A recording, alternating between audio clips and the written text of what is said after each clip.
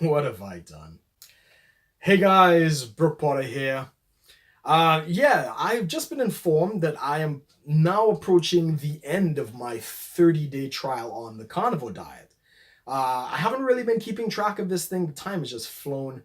But yeah, I think that's probably accurate. I'm either midway through my fourth week or coming to the end of the fourth week or something like that. So I said it would be a good time to kind of share some of my progress, as well as address some of the concerns that I've gotten from some friends and family about me embarking on this diet.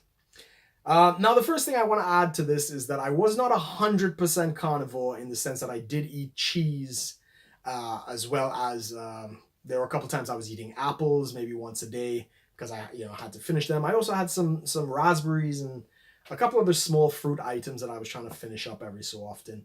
So I wasn't 100%. I was probably between 80 to 90% carnivore. And if I went out for lunch or dinner or something like that, I would probably go more ketogenic and I would have meat with some vegetables and stuff like that. But overall, the experience has been great. I mean, as I've explained in other videos, the pain that I had in my joints, in my elbows and knees and stuff like that has completely gone.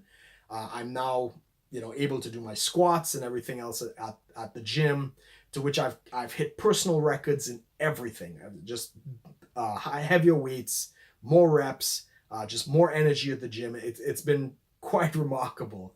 And on top of that, something that's kind of, as a side note, is that my dandruff is completely gone, right? So I've had pretty bad dandruff probably since I've been, I don't know, 13, 14, about the time the hormones kicked in. But now, I mean, I'm wearing a dark suit and there's nothing. There's nothing coming out.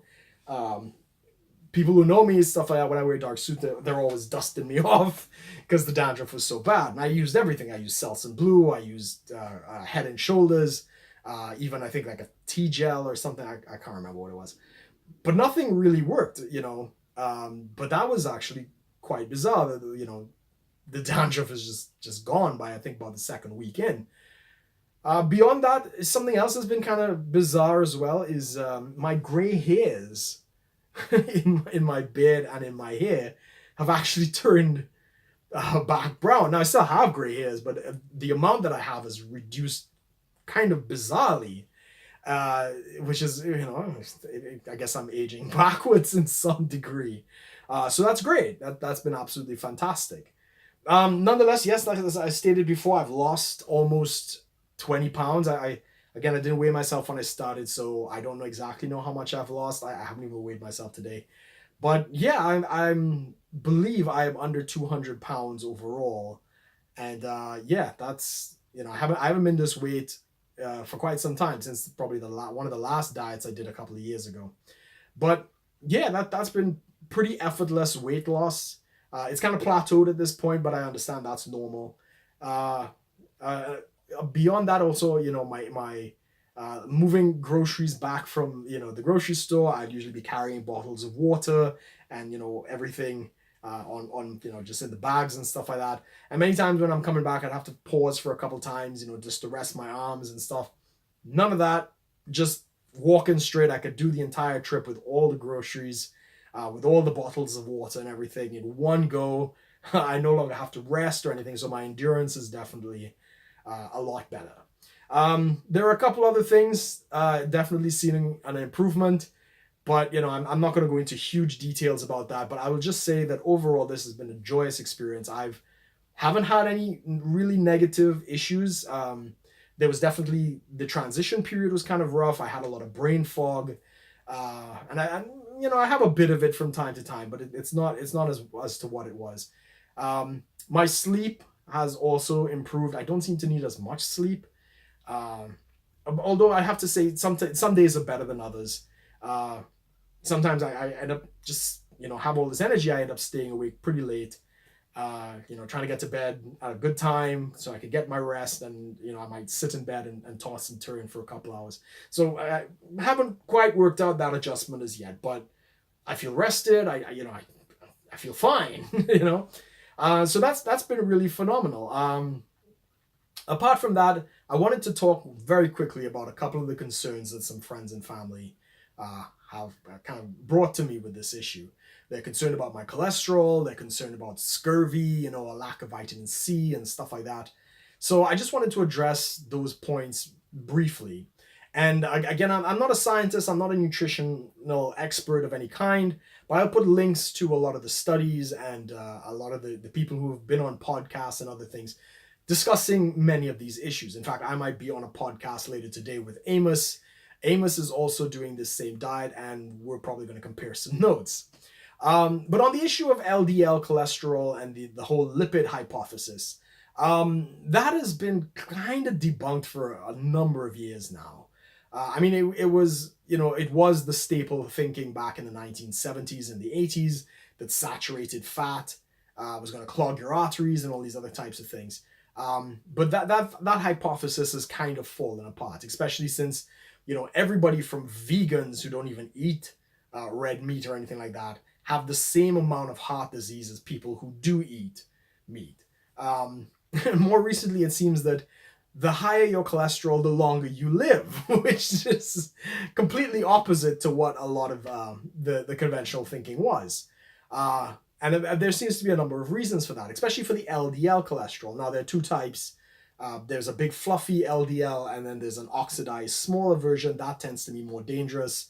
That causes, tears in the arteries and other things like that. But the big fluffy one, apparently, it's fine.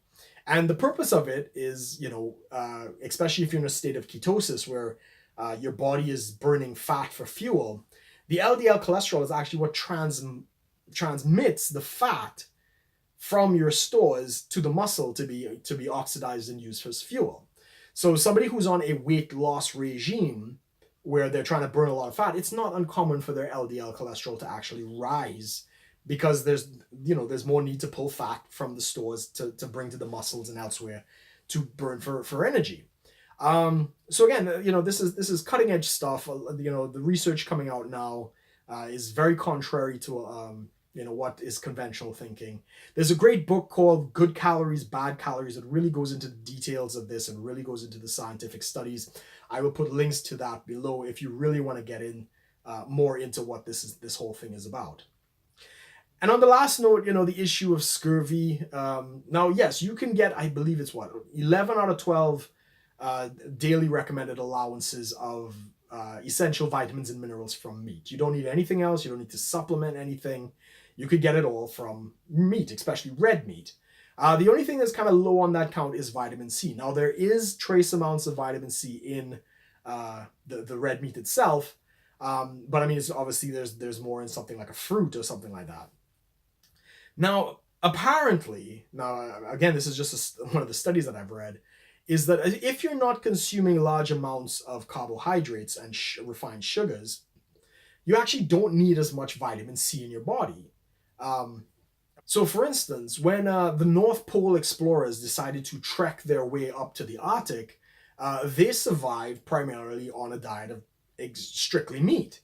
And none of them developed any kind of scurvy or any kind of thing like that because they knew as long as you have sources of meat, you're going to be fine. Even all those, stories about Christopher Columbus and discovering the New World and the scurvy outbreak, it's been known since the 1700s that as long as you had access to, sources of meat, you weren't actually going to be affected by scurvy. So again, we don't apparently need as much of this in our body as many people have led to believe. So I mean, I'm still here. I'm close to 30 days in, if not more. I'm not sick. I mean, in fact, my sinuses, I didn't even know I had issues with my sinuses. They're cleared. I haven't been breathing this clear. I can't even remember the last time I was breathing this clear. So very much the opposite to the idea that I might be sickly and weak and susceptible to disease. I'm actually feeling a lot better, stronger. My breathing has improved. And I used to sometimes have a little mild sleep apnea where, my breathing at night would stop and I had to kind of jerk up. All of that stopped. I don't have any of those issues anymore. So yeah, it's been great. Now again, I'm not saying I'm not recommending this to anybody in particular. This is something that I've wanted to try. I'm going to probably continue it for maybe another month, I'll see. And at some point, I'll probably do some blood work and just kind of see where things are at. But I will put links to a number of websites, podcasts, studies, other things, so people could kind of follow along and see like this is actually not as crazy as it originally sounds. And I didn't just jump into this. It wasn't just solely a podcast with Sean Baker or anything like that. I spent a lot of time researching this and listening to the stories. And I mean, yes, much of it is anecdotal, but it was just too much to ignore. And as I say, the results speak for themselves, especially concerning the pain. As I say, I'm a pretty young guy. I'm 37 years old. I'm not giving in to no arthritis or joint pain or whatever was left over from that virus. So I'm definitely enjoying the recovery from all of that. So yeah, guys, as always, be sure to like, share, and subscribe if you'd like to see more. And for those who've inquired about my diet and my health, I appreciate it. Thanks for checking in on me. And as always, guys, thanks for watching. Take care.